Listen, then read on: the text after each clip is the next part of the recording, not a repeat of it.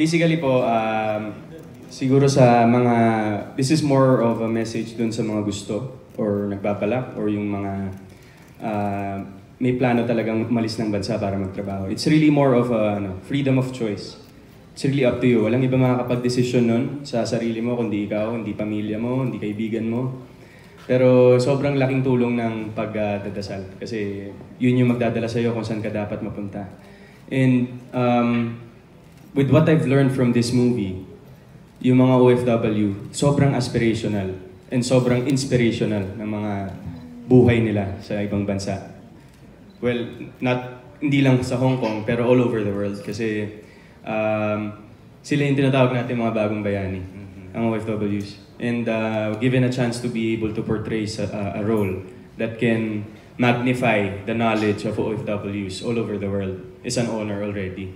So, itong pelikulang to is pagpapakita namin ng kung gaano kakulay ang buhay ng mga kababayan natin nagtatrabaho abroad para sa mga pamilya nila dito sa Pilipinas. Buong mundo pala makaka-relate sa pelikulang ito. Buong mundo po. Where kung saan may Filipinos. Yes, opo. And parang with this, we are sending a message, a beautiful message that is, of course, there are struggles being an OFW. Kasi ako, based on my point of view, parang pag sinabing OFW, ang papasok agad sa akin is mahirap magtrabaho, malayo sa pamilya, malungkot.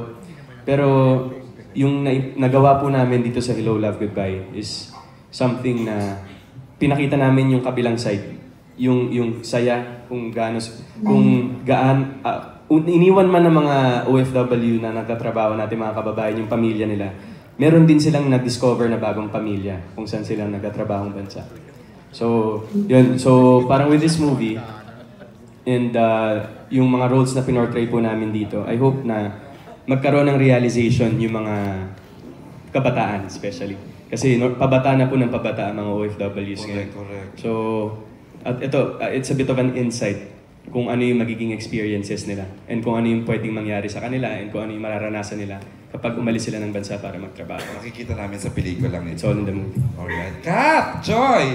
Piling ko si Joy ako. 3 years ako nag-America, di ba? Remember? Oo. Di, ayoko na. Sa LA. Wow! Ipasok ka sa sarili. Ang hirap, sobra.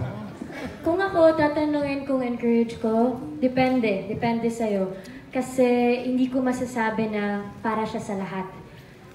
Like ako, na-experience ko po siya for a month, tapos masasabi ko na hindi to para sa akin. Kasi may mga, of course, ang daming opportunities abroad, pero marami din dito. Siguro tayo, sinasabi lang natin na kung gusto natin maka-earn, gusto natin ganyan, ang dami talagang opportunities abroad. Pero huwag natin kalimutan, meron din dito. Kailangan lang ng konting ayos. Pero, yung sinabi ko kanina, swerte yung mga iba na nag-OFW na nakuha yung pamilya nila, nakuha yung nakaipon para sa pero hindi po siya para sa lahat kasi hindi siya madali. Dapat pag pumunta ka doon, buo yung loob mo na, okay, gusto ko to at gagawin ko to dahil gusto mo, hindi dahil kailangan. Kasi ayaw mo at the end of the day, sisihin mo na, okay, pumunta kasi ako dahil kailangan nila, pero ang ending, malungkot ka. Totoo yan. So, ikaw naman yung magsasuffer, nakaipon ka nga, pero di ka naman masaya.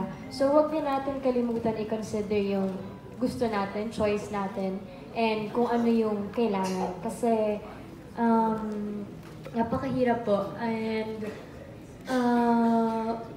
kung buo yung loob mo, and then, willing mo pagdaanan lahat yon, may malaki nag-iintay sa yung price talaga.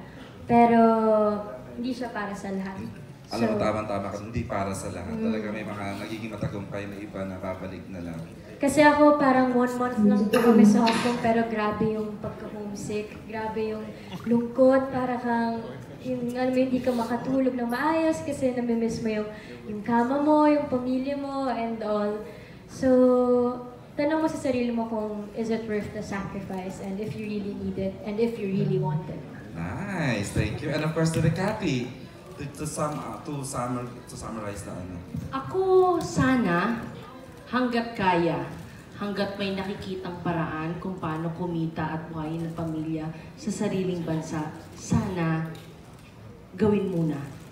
Kasi napakahirap talaga yung lumabas ng bansa para iwan ng pamilya. But of course, not all OFWs go out of the country para sa pamilya. Meron iba kasi yun ang pangarap nila. And that's okay. Living your dreams, following your ambitions, no problem. But for the ones who had to leave para may mapakain sa pamilya, isang mahirap na gawain yun. But dahil dun sa research na ginawa namin among the Filipinos I have talked to, halos lahat sila, kung meron lang choice, they wouldn't leave. Ako, nandito ako sa industriyang to para rin akong OFW. Wala lang talaga, hindi lagi sa ibang bansa, but I'm not with my family always. So I know how it feels, more or less. And being there in Hong Kong for a long time, more than 1 month, it is really hard. So, saludo ako sa inyong lahat. Pero yun na nga, hanggat sana makahanap kayo ng paraan to stay with your family, do it. Makahanap ng pag-ibig sa ibang bansa. Oh! Kaso meron na kayo. Ay, Thank you, Yuki! And ngayong pangalan, di ba, parang pinag-usapan na siya na meron daw malalang ganun, hadikang magaganap. Ano yung totoo? Kanina ko pa inaantay yan. Di ba? Parating yan eh. Oh. Hindi ko yan sasagutin eh. Kayo naman, ang pangit naman na, hoy, manood kayo, may kissing-sing dito. Hoy, manood kayo, walang kissing-sing dito. I will not do that to the film. Anyway, hindi naman yun ang selling point ng pelikula. Whether they kissed or not, it doesn't matter. The movie will stand on its own. It is a beautiful story. Wow! Naitawid mo rin na. Okay, thank you, Derek. Okay, thank you kay Alden na... Oo. Alden. Yes, po dito. Anong pakiramdam mo ngayon muna? Nandito ka sa ABS-CBN, may pelikula ka sa Star Cinema. Ano yung actually nararamdaman mo sa puntong ito? Kasi kahit even before pa po ako mag-artista dito, fan na po ako ng Cathy Garcia Molina film, especially One More Chance.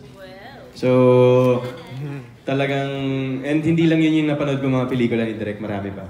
So, parang dream come true for me. Pinangarap ko po talaga na maka-arte sa camera ni Direk Cathy kasi fan po ako ng mga pelikula niya. And actually hindi po ito yung unang pagtapa ko sa ABS. I was 14 when I first came here and nag-audition din po ako sa mga reality shows ng ABS-CBN before. And pero ngayon na parang doing a project with Star Cinema and being here in ABS. Medyo overwhelmed, parang naninibago. Siyempre parang hindi ko po in-expect na magiging posible na isang GMA actor ay makakatapak sa ABS-CBN. And I'm really thankful for the opportunity given to me, especially to GMA for letting me do this film. Masaya po ako. Wow! O tapos anong pinaka-discovery mo kay Kat nung working with her for a month sa Hong Kong? Ano yung mga nalaman mo sa kanya, pagkatao niya, ganyan? Gusto ko po na nag-share kami ng the same passion towards acting. Na meron po kaming kinunan isang eksena na inabot na po kami ng 10 hours of shooting it kasi mahirap po talaga yung eksena. Pero after that, pagod na po lahat. Pero si Kat, parang she wanted more. So parang with that sabi ko, wow, that's passion. That's an actor wanting for more in her. So na-inspire ako, parang sabi ko, ang sarap naman magkaroon ng katrabahong ganito na parehas na mahal yung ginagawa. Mahal yung ginagawa nila. I'm very much in love with acting. A lot of people know that. Siyempre, especially mga close sa akin. And si Direk Cathy po, parang the way she handled us, kami ni Kat, na parang meron pa palang higit kaming kailangan malaman sa mga sarili namin than kung ano yung alam namin. So, nagpapasalamat po talaga ako na nagkaroon ako ng experience na ganito kasi pakiramdam ko po parang nadagdagan po yung kaalaman ko bilang aktor. Kaya anong sabi sa'yo ni DJ nung nag-meet na kayo finally? Meron bang sinabi? Opo, kasi DJ din po, nagkikita rin kami pag mga events and hi hello lang. Ito nga lang po medyo mas personal kasi nakatrabaho ko po si Kath. And the first time we met po talaga officially na nag-usap kami was, kailan ba yun, Kath? Nung pumunta po si DJ sa tent ko. Hindi po sa Hong Kong. Hindi po kami nakita doon. Nakita pero nakahiyaan po kami. Siyempre, may ganun po talagang instance. Mabait po si Daniel. Talagang nag-congratulate siya, nag-congratulate niya yung pelikula. At nagpasalamat po siya na inalagaan ko rin po si Catherine. So parang ang gaan lang po nung pelikula kasi wala po kaming nasagasaan na kahit sinong tao dito.